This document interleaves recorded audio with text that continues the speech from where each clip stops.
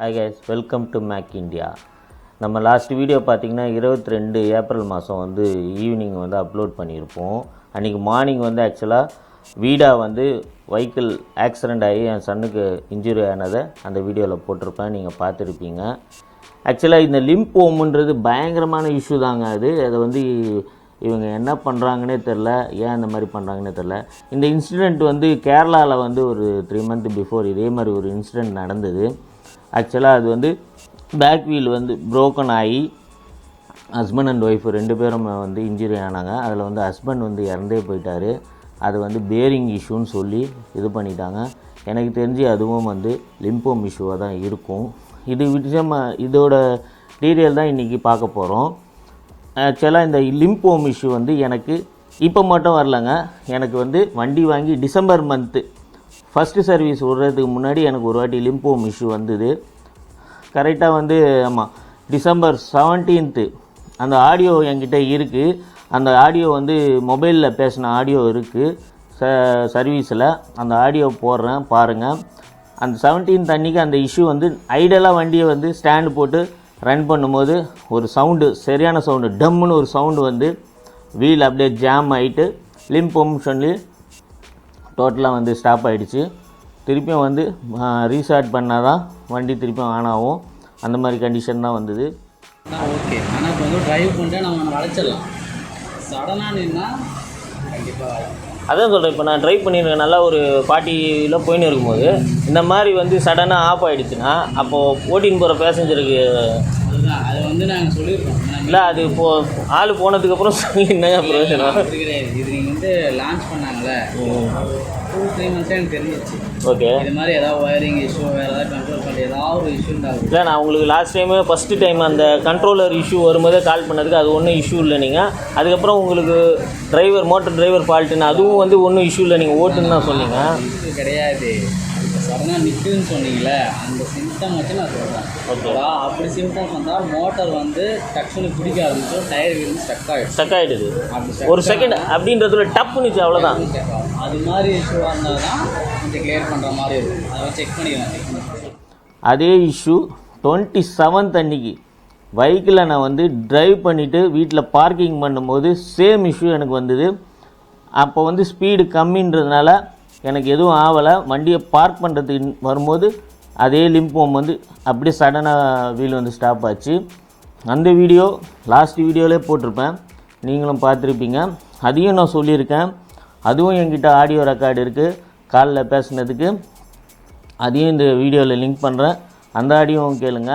வீரா, இன்றைக்கும் அதே மாதிரி லிம்போம்னு வந்து மோட்டர் டப்புன்னு அப்படியே ஆஃப் ஆயிடுச்சு. ரன்னிங்லையா? ஆமாம், வீட்டாண்ட கரெக்டாக வரும்போது கரெக்டாக ஆஃப் ஆச்சு. வந்து வெஹிக்கிள் ஆஃப் பண்ணி ஆன் பண்ண போதே வந்துச்சிங்களா? ஆஃப் பண்ணி ஆன் பண்ணால் போயிடுச்சு. ஆனால் அந்த மாதிரி சடனாக ஆஃப் ஆனால் டேஞ்சர் தானே. நான் அன்னைக்கு சொல்லிடுறேன். அதுக்கப்புறம் நீங்கள் வண்டி நின்று லிம்போம்னு வந்து பேட்ரி பர்சன்டேஜ் சுத்தமாக காட்டாது. ஓகே, வெறும் 53 கிலோமீட்டர் மட்டும் காமிச்சிட்டு லிம்போம்னு வந்து அந்த orange colour mall function light. அது என்ன இஷ்யூ அது? இப்போ அந்த உங்களுக்கு 0 எதுவுமே காட்டாம காமிச்சதுல உங்களுக்கு. ஆமாம், அப்படின்னா மோட்டர் விஷயமா வேற ஏதாவது உங்களுக்கு இஷ்யூ வந்திருக்கு? அதே தான் நானும் இப்போ லாஸ்ட் டைமும் இதே தான் வந்தது சொல்லி விட்டவங்க கிட்ட. அதுதான் நீங்கள் அது என்ன பண்ணீங்க? அதுக்கு வந்து சிஸ்டமேட்டிக்கா போட்டு எரர்ஸ் பார்த்தோம். மோட்டர் சம்பந்தமா எதுவுமே கிடையாது. சரி, ஏதாவது வயரிங் ஷேக் அது மாதிரி வந்து லிம்போம் வந்துற மாதிரி எரர்ஸ் காமிச்சது. சரி, ஸோ அது கிளியர் பண்ணிட்டு அதுக்கப்புறம் ஒரு டெஸ்ட் ட்ரைவ் பண்ணோம். அதாவது மோடு மாற்றியும் எக்கனாமி, ரைடு, ஸ்போர்ட்ஸ் 3 மோட்லையும் ஸ்பீடாக போய் செக் பண்ணிட்டு அதுக்கப்புறம் தான் அவங்க வண்டியே கொடுக்கும். ஏன்னா செக் பண்ணும்போதே சப்போஸ் வந்துச்சுன்னா வச்சிங்களேன், உடனே வந்து மோட்டர் சம்மந்தமாக ஏதாவது ஒயரிங் சாக்கெட்ஸ் எல்லாமே ரிமூவ் பண்ணி ஏர் அடிச்சு விட்டுட்டு அதில் ஏதாவது பின் ஏதாவது டேமேஜ் இருக்கா ஏதாவது பார்த்து கிளியர் பண்ணி தான் கொடுக்கும். சரி, எனக்கு திருப்பியும் அதே இஷ்யூ தான் வந்திருக்கு இன்னைக்கும். அதாவது சடனாக மோட்டர் நிற்கிது, நல்லா புரிஞ்சுக்கோங்க. லிம்போம்னு வந்து வண்டி ஸ்லோ ஆகலை, சடனாக மோட்டர் அப்படியே அரெஸ்ட் ஆகிடுது டம்முன்னு ஒரு சவுண்டோட. அந்த அந்த சவுண்டு கொஞ்சம் தூரம் மூவ் ஆகிடுமே, டக்குன்னு இந்த டயர் வந்து பிடிச்ச மாதிரி சடன் பிரேக் அடிச்சா எப்படி நிற்கும் வீலு? ஆமா ஆமா. அந்த மாதிரி நின்று வண்டி ஆஃப் ஆகிட்டு லிம்போம்னு வந்து லைட் எல்லாம் ஃப்ளாஷ் ஆகுது. எப்போ எடுத்துகிட்டு வரலாம்? இந்த எனக்கு லிம்போம் அந்த இது மட்டும் மோட்டர் இது மட்டும் பார்த்து இது கண்டிப்பா பண்ணணும். பார்க்கலாம். ஏன்னா அது ரொம்ப டேஞ்சருங்க. அது ஆமா ஆமா, சடனா ஆஃப் ஆகுறதுன்றது ரொம்ப டேஞ்சர். அது நல்லா தெரிஞ்சுக்கோங்க. ஓகேண்ணா. சரி, இந்த இஷ்யூ நான் வந்து பெரிய இஷ்யூ பண்ண போகிறேன். அதான் நடக்க போகுது கடைசியில். நான் இதுவரை சாஃப்டாக ஹேண்டில் பண்ணியிருக்கேன். இது எப்போ எனக்கு இதாகும்னு தெரில. ஆமாம், நீங்களும் வீடால் சொல்கிறீங்களா என்னன்னு தெரில எனக்கு. அது சொல்லாம கிடையாது. ஏன்னா சடனா நிக்கிறதால எப்படி வேணா டேஞ்சர் தான் இருக்கு. ஆமா, அதனால நான் சொல்லாம என்னோட நல்ல நேரம் அது வந்து ஸ்பீடு ரொம்ப ஸ்பீடில் இல்லாமல் 40-50லலாம் போகாமல் வீட்டாண்ட வந்து நிறுத்தும் போது மட்டும்தான் அந்த மாதிரி ஆகுது. இதுவே நான் ஒரு நல்ல ஒரு 50ல் போயிட்டு இருக்கும்போது ஆச்சுன்னா என்ன ஆகும்? மெயின் ரோட்டில் சொல்லுங்க. என்னோட இதுவே லைஃபை போகும்ல. அதை கண்டிப்பா நான் பண்ணிக்கிறேன். சரி, நீங்கள் எனக்கு கால் பண்ணுறீங்களா அப்போ? கண்டிப்பாக கால். ஓகே.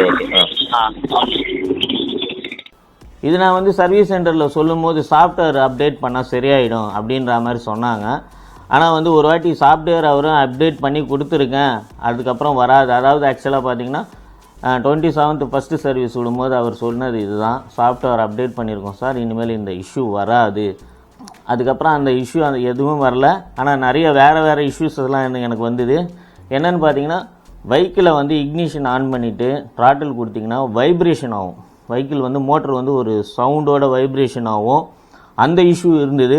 அதையும் நான் சொல்லியிருக்கேன். அதுவும் என்கிட்ட ஆடியோ ரெக்கார்டு இருக்குது. எல்லா ஆடியோ ரெக்கார்டும் போட்டானா லென்த்தாக போகும் இந்த வீடியோ. அதனால் இந்த லிம்போம் இஷ்யூ ஆடியோ மட்டும் போடுறேன். நீங்கள் வேணும்னா கமெண்ட் பாக்ஸில் கமெண்ட் பண்ணுங்கள். நான் அந்த ஆடியோஸ் எல்லாமே உங்களுக்கு வந்து ரிலீஸ் பண்ணுறேன். எல்லாமே நான் வந்து சர்வீஸ் சென்டரில் பேசுனது தான். அவர் வந்து சர்வீஸ் ரிலேஷன்ஷிப் மேனேஜர். அவர்கிட்ட பேசின ஆடியோ தான் என்கிட்ட இருக்குது. அது எல்லாமே உங்களுக்கு போடுறேன் பாருங்கள். ஸோ இந்த இஷ்யூ வந்து அவங்க என்ன சொல்கிறாங்கன்னா, 23rd அன்றைக்கி வந்து ஒரு முக்கியமாக பார்த்தீங்கன்னா, இப்போ பார்த்தீங்கன்னா இது வந்து வீடாலேருந்து ஒரு மெசேஜ் வருது. கேஸ் நம்பர்னு சொல்லி ஒரு மெசேஜ் நம்பர் அனுப்புகிறாங்க. ஆக்சுவலாக இதை பற்றி பேசணும், நான் அது வரேன். அதுக்கப்புறம் ஹீரோ மோட்டோகாப் அப்படின்றதில் ஒரு 3 ஐடி க்ரியேட் ஆகிருக்குங்க. 22nd வந்து நம்ம ஈவினிங் நம்ம வெஹிக்கிளை சர்வீஸ் சென்டருக்கு எடுத்துன்னு போய் விட்டோம். கஸ்டமர் ரிக்வெஸ்ட் வந்தது. சரி, ஓகே, நம்ம கம்ப்ளைண்ட் பண்ண ரிக்வெஸ்ட்டுன்னு. 25th எதுக்கு வந்ததுன்னே தெரில. நான் கால் பண்ணவும் இல்லை. எனக்கு திருப்பியும் அகைன் ஒரு கஸ்டமர் ரிக்வெஸ்ட் வந்திருக்கு. 29th ஒரு கஸ்டமர் ரிக்வெஸ்ட் வந்திருக்கு. நான் எந்த ரிக்வெஸ்ட்டுமே கொடுக்கல. 23rd மட்டும்தான் 22nd வெஹிக்கிள் கொடுத்துருக்கோம். அதுக்கான ரிக்வெஸ்ட் ஓகே. இந்த 25th 29th எதுக்கு வந்ததுன்னே தெரில. நான் வீடாக்கு கால் பண்ணதுக்கு ஆல்ரெடி நான் வந்து மெயில் பண்ணியிருந்தேன். சேம் இஷ்யூ வந்து நான் மெயில் பண்ணியிருந்தேன். அதையும் காட்டுறேன் பாருங்கள். இங்கே பார்த்தீங்கன்னா 23rd அன்றைக்கி அவங்க ஒரு ரிக்வெஸ்ட் அனுப்பிச்சிருக்காங்க, ரிக்வெஸ்ட் ஐடி அனுப்பிச்சிருக்காங்க. இது நான் என்ன போட்டிருந்தேன்றதை காட்டுறேன் பாருங்கள். ஸோ இங்கே பார்த்தீங்கன்னா 23rd நான் வந்து ஒரு மெயில் பண்ணியிருந்தேன், லிம்போம் வேறான்னு சொல்லி. சேம் என்ன வந்து நடந்ததோ, இன்சிடென்ட் நடந்ததோ அதுக்கான மெயில் பண்ணியிருந்தேன். இதுதான் நீங்கள் ஃபஸ்ட்டு பார்த்துருப்பீங்க. அதுக்கு வெறும் ஐடி மட்டும்தான் அவங்க கொடுத்தாங்க. அதுக்கப்புறம் பார்த்தீங்கன்னா வீடா சைட்லேருந்து எந்த ஒரு கால்ஸும் எனக்கு வரவே இல்லை. சர்வீஸ்லேருந்து எந்த ஒரு கால்ஸும் வரலை. நான் வந்து 29th பார்த்தேன். 30th அன்றைக்கி 30ஆம் தேதி அன்றைக்கி ஃபோன் பண்ணுறேன். ஏப்ரல் 30 அன்றைக்கி ஃபோன் பண்ணேன். அப்போ வந்து சர்வீஸ் மேனேஜர் வந்து கால் பண்ணியிருந்தேன் மேனேஜருக்கு. அவர் என்ன சொல்லியிருந்தாருன்னா, உங்களுக்கு எல்லாமே மெயில் பண்ணிட்டோம், அவங்க வந்து உங்களுக்கு வந்து என்னன்றதை சொல்லுவாங்க. அந்த ஆடியோவும் என்கிட்ட இருக்குது, அதையும் நான் போடுறேன். சார் சொல்லுங்கள் சார். அந்த லிம்போம் இஷ்யூ கால் பண்ணியிருந்தேன் இல்லையா? ஆமாம் சார், உங்கள் நம்பர் ஷேர் பண்ணிட்டேன் சார் நான் உங்களுக்கு ஹெட் ஆஃபுக்கு. ஓகே, உங்களை வச்சு மெயில் அனுப்பிச்சிருக்கேன். இன்னைக்கு கான்டாக்ட் பண்ணுவாங்க சார் உங்களை. அப்படியா சார்? என்ன இஷ்யூன்றது அவங்க இன்னும் இது பண்ணலையா, டிடெக்ட் பண்ணலையா? எல்லாமே எங்கள் சைடு எல்லாமே எடுத்து அனுப்பிச்சிட்டோம் சார். சரி, பேக்கப் உங்களோட ஐடி போட்டு, சரி, அந்த வண்டியான ஐடி போட்டு பேக்கப் டீமே அது எல்லாமே எடுத்துருக்காங்க.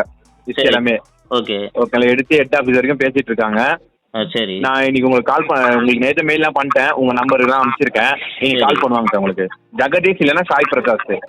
ஜெகதீஷ் இல்லைன்னா சாய் பிரசாத். சாய் பிரகாஷ் 2 பேர்ல யாராவது கால் பண்ணுவாங்க. ஏன்னா நீங்க 22 நம்ம வண்டி விட்டோம், நேற்று கால் பண்ணுவாங்க நீங்க, இன்னைக்கு 30ஆம் தேதி. இல்லை நேற்று வரைக்கும் வண்டி செக் பண்ணியிருந்தாங்க. சரி, அதனால இன்னைக்கு சொல்லி இன்னைக்கு கால் பண்ணுவாங்க sir. Okay sir, thank you. Okay, thank you. Yesterday, அதாவது இன்றைக்கி டேட் வந்து 2 மே 2. நான் மே 1 வந்து கஸ்டமர் கேருக்கு கால் பண்ணி கேட்டோம். வீடா கஸ்டமர் கேருக்கு, வீடா கஸ்டமர் கேரில் எந்த ஒரு கம்ப்ளைண்ட்டும் ரிஜிஸ்டர் ஆகலை அப்படின்ற மாதிரி சொல்கிறாங்க. ஆனால் என்கிட்ட வீடாவோட ஐடியா இருக்குது, நாங்கள் கம்ப்ளைண்ட் ரிஜிஸ்டர் பண்ணதுக்கு. இங்கே எதுவுமே எங்களுக்கு ரிஃப்ளெக்ட் ஆகலை.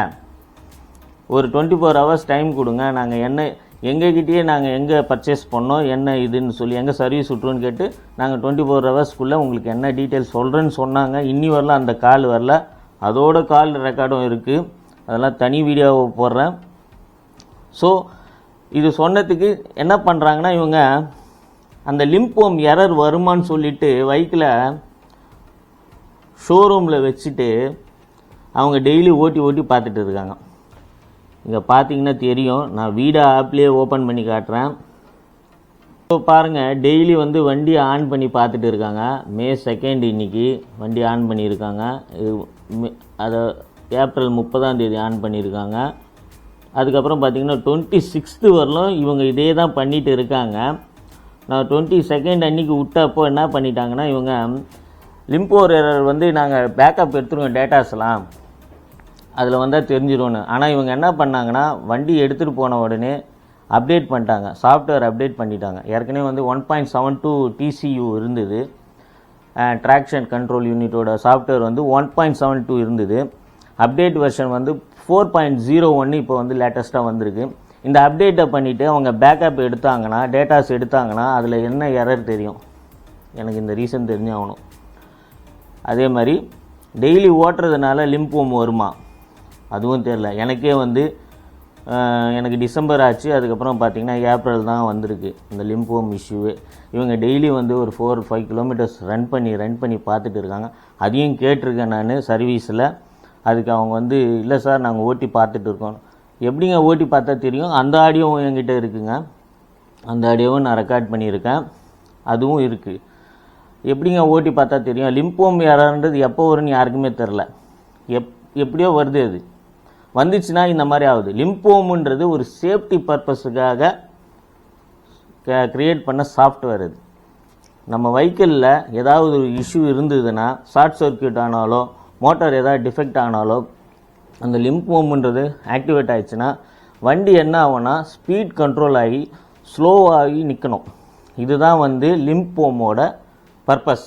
ஆனால் இங்கே வந்து அப்படியே வந்து ஆப்போசிட்டாக இருக்குது, சேஃப்டி பர்பஸாக இல்லை. இது நம்மளோட வந்து சேஃப்டியே கிடையாது. இதில் சடனாக அந்த வீலு ஸ்டாப் ஆகிட்டு அப்படியே ஸ்டாப் ஆகிடுது. அப்போ என்ன ஆகும் நீங்கள் யோசிச்சு பாருங்கள்.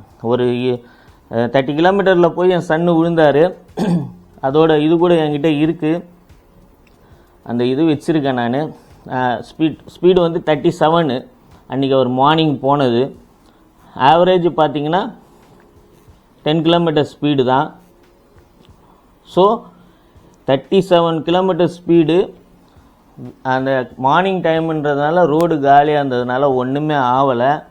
விழுந்ததில் கையில் அடிபட்டுது, முட்டியில் அடிபட்டிருக்கு. இதுவே ஒரு பீக் ஹவரில் ஒரு பிஸியான ஏரியாவில் இந்த மாதிரி வெஹிக்கிள் ட்ரைவ் பண்ணின்னு இருக்கும்போது இந்த மாதிரி ஆச்சுன்னா என்ன ஆகும்?